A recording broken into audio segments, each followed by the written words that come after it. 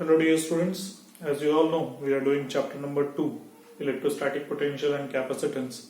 In the last video lecture, we studied about equipotential surfaces and then after electric potential at a point. We also studied electric potential due to a dipole and then after we have done a very important topic, and that topic is relation between electric field and potential gradient. What was the relation? What was the formula? Formula was E is equal to minus dV by dr, where dV by dr is called potential gradient and E is electric field. Till this point we have done. Now today we are going to start the next segment of the chapter, and the next segment is capacitance. In some books it is given in the different chapter only, and it deserves a chapter because this topic is very lengthy, because so many things are there to be told in the topic capacitance. Okay, so today we are going to start capacitance, but before starting capacitance, basically it is the property of conductor. So let us understand some properties of conductor. We'll start with properties of conductor. Properties of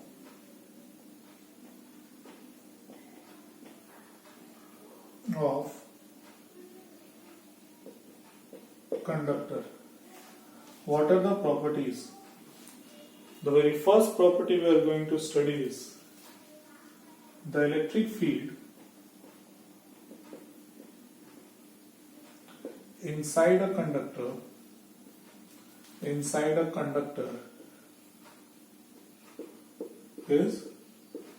zero. The electric field inside a conductor everywhere at every point it is zero, but there is a condition. At that very point the material of the conductor should be there.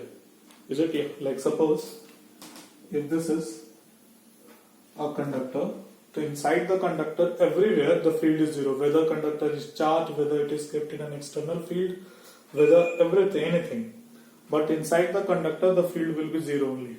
Is it clear? But it is a possibility that if only this material is conducting and we have a charge Q over here. Okay, now what happens? Now this is vacuum, this is vacuum. Suppose at this point I want to say what is the value of electric field, and you think like that inside the conductor at every point the field should be zero, so here the field will be zero, then you will be wrong, because here we will have some value of field. So please remember this point. Conductor is zero wherever the conducting material is present.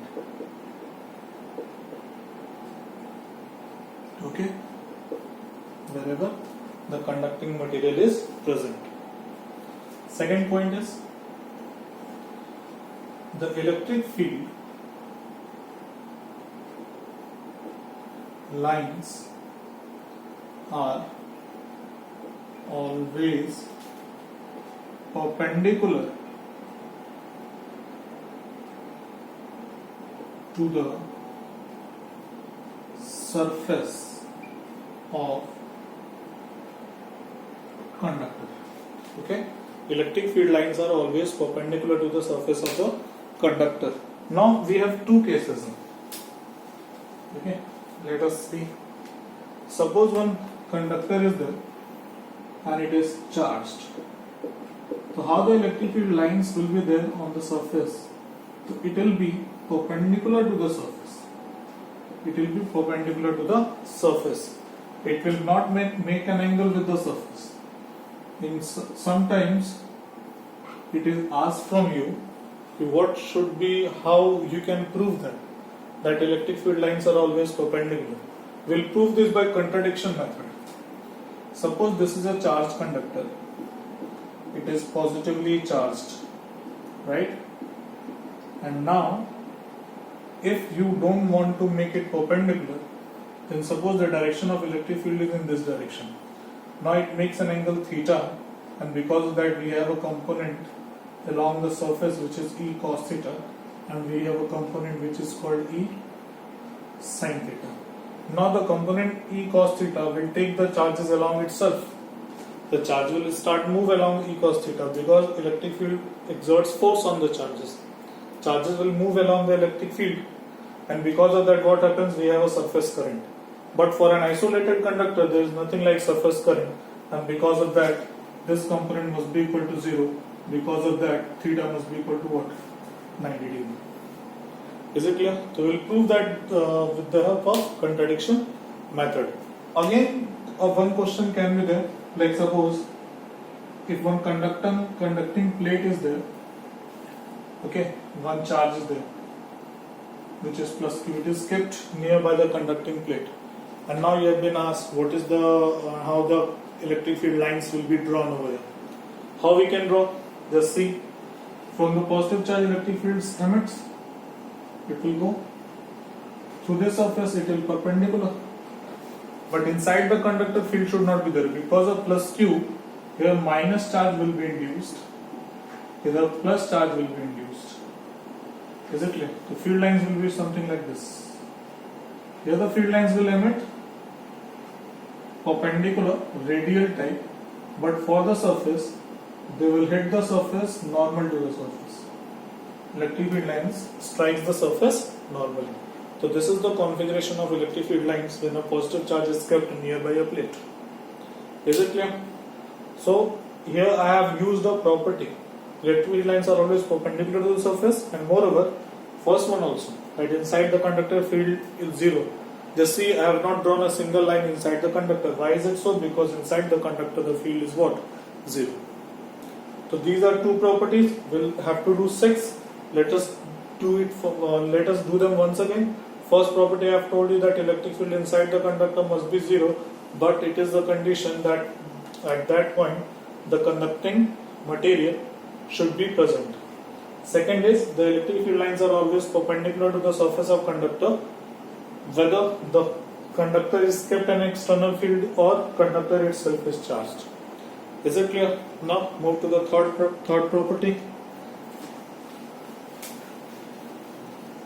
The link for the notes in the lecture number 2 of this chapter 3-4 has been updated, and today link for this will also be updated, okay, with the video itself.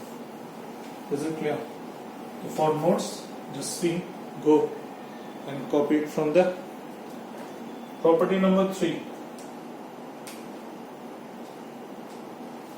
Property number 3 is the electric potential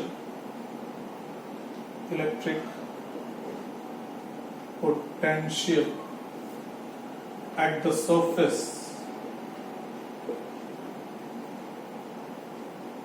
of a conductor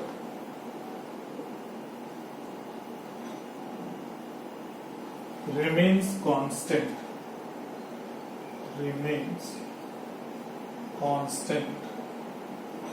and is equal to its value inside the conductor. Is it clear? The electric potential at the surface of a conductor remains constant at every point on the surface of a conductor.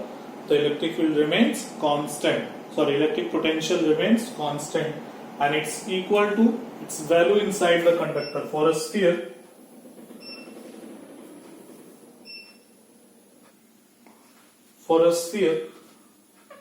which contains a charge Q is of radius capital R, its potential at the surface is VKQ by R. Okay, V is equal to KQ by R. So it will be the value of potential at each point on the surface as well as inside the conductor. At any point, the potential remains the same. And now one question can be there. Suppose a charge Q0 is carried from point A, okay, it goes to the point B, and then it goes to the point C. Okay, what I am asking, and suppose it is carried directly also, it can be carried directly also, to the C. Now you have been asked in which mode of work done the work done is more amount of work done has to be done. Okay, in which mode more amount of work has to be done, from A to C via B or A to C directly? The answer is in both the cases the work done will be 0. Why is it so? Because since at the surface this point is there, this point is also there, this point is also there, at each point potential will be same, and work done is equal to what? Q, V final minus V initial. And since potential does not changes, and therefore V final and V initial will be having same value, and net work done will be what? 0. Is it clear? So this is how the third property can be understood. Now let us move to the next one.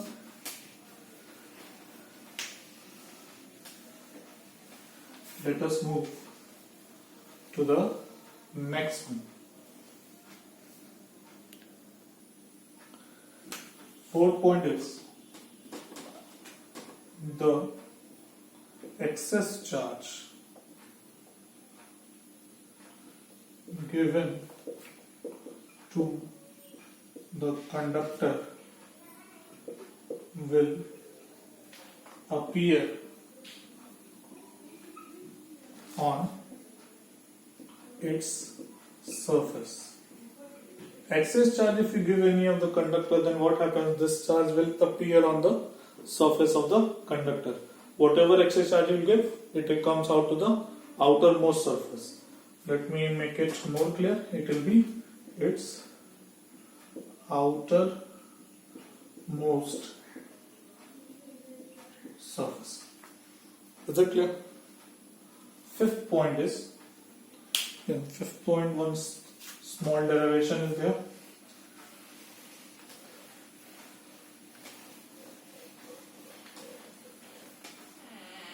Fifth point is the electric field at the surface of the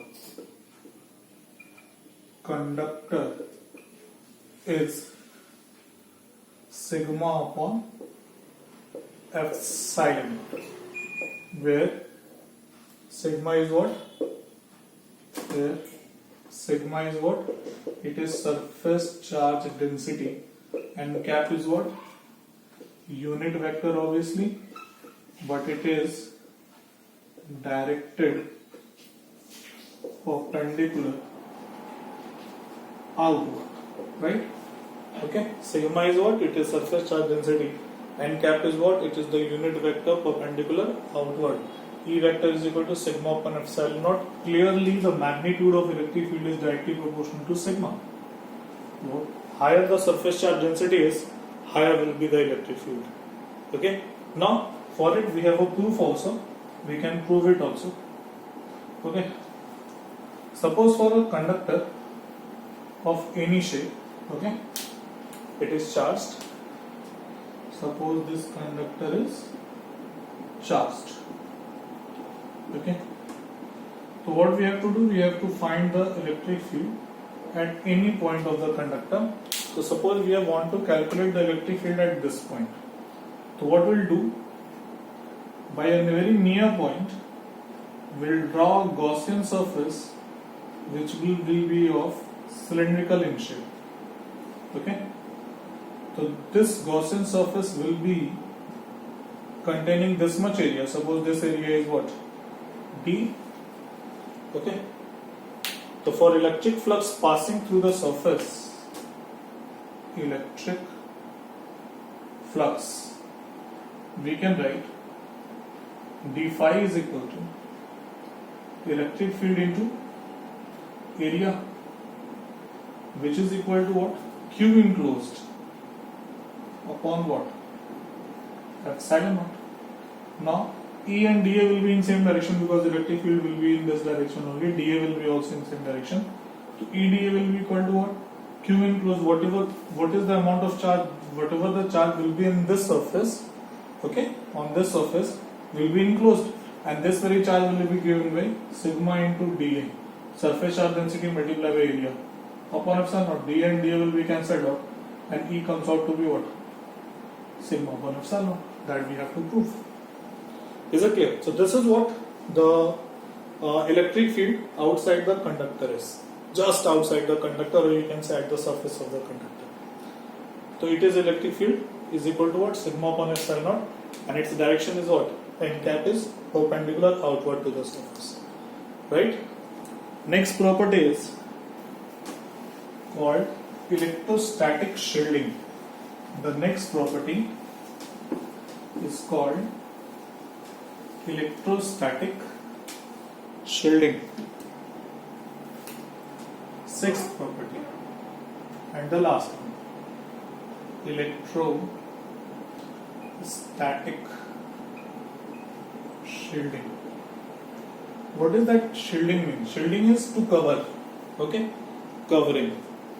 What this property says, it says that the electric field inside the cavity of a conductor is zero, provided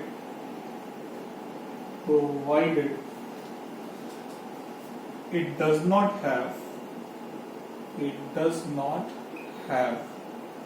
excess charge. Okay, what does property want to say? That suppose this is your conductor, solid metal, okay, and somewhere inside the metal there is a cavity, hollow cavity. Here no material is there. Wherever the material is present, the electric field will be zero. We have already discussed. But inside the cavity also the field will be zero. Suppose this conductor is kept in an external field, then what will happen? Field will adjust here, here, here, here. Everywhere the field will adjust. But inside the conductor field will be zero, because everywhere the metal is there, everywhere conducting material is present, and we have already discussed the field should be zero. But here it is vacuum. Inside it is vacuum. It is nothing there. So here also the field will be what? Zero. But because in this case it is necessary that there is no excess charge inside the cavity. Sometimes it is like this. One sphere is there. It contains a cavity, and the cavity one charge is there. Then electric field here will not be zero, because it contains a charge. Electric field at this point will not be zero, because the cavity contains a charge. If it does not contain any charge, then at every case, wherever the sphere is kept in an external field, whether the sphere is itself charged, in both the cases the electric field will be what? Zero. So this is what we call electrostatic shielding. In a few years back, one value-based question was there in the board examination, and every time the value-based question contains a story, a small story. On the basis of the story, some questions were there. The stories were like there was a night, and it was thundering, lightning, and then what you are supposed to do. Whether you are supposed to stand nearby a bus, whether you are supposed to stand under a tree, whether you are supposed to sit in the bus. These are the some possible answers. So what should be the correct answer? The correct answer is you are supposed to sit in the bus only, because bus is made of metal and you are inside it. So you basically inside the cavity of a conductor. So the electric field inside the cavity will always be zero. So you will not have any effect of lightning as per the question. Okay. So some years back one question was there which was value based, and that some stories were given. Okay, but this time it has not been there. Now you have to face 20 objective questions, 20 questions of 1 marks, and then further the paper is like that. Okay, so this is what the electrostatic shielding means. In chapter 1 question is there from electrostatic shielding in the NCERT. Okay, just go through that, try to learn.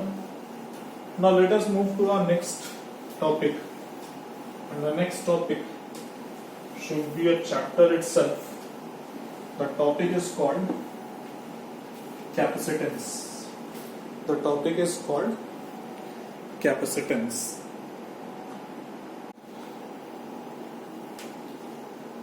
Capacitance. what does capacitance means? Capacitance is basically of it is of conductors, right? For conductors we define capacitance. What happens whenever we give a charge, some amount of charge to a conductor, then what happens? Conductor hold that charge, and because of that its potential increases.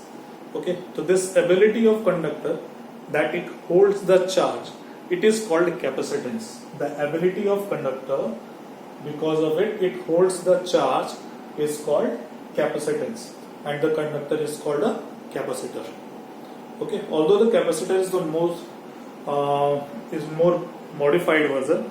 Okay, but any kind of conductor, suppose this marker is of metal, then also it can be a capacitor, because it has the ability to contain the charge, to hold the charge, right? So for capacitance, any kind of conductor which is there, it can hold the charge, and it is called a capacitance. Now, why the capacitors are needed? Okay, in the electric circuit there are three elements basically. One is capacitor, one is resistor, one is inductor. So about inductor you have studied in class 10, about capacitor you are going to study, and about inductor you will study in the chapter alternating current, EMI and AC, okay, electromagnetic induction and alternating current, this year itself.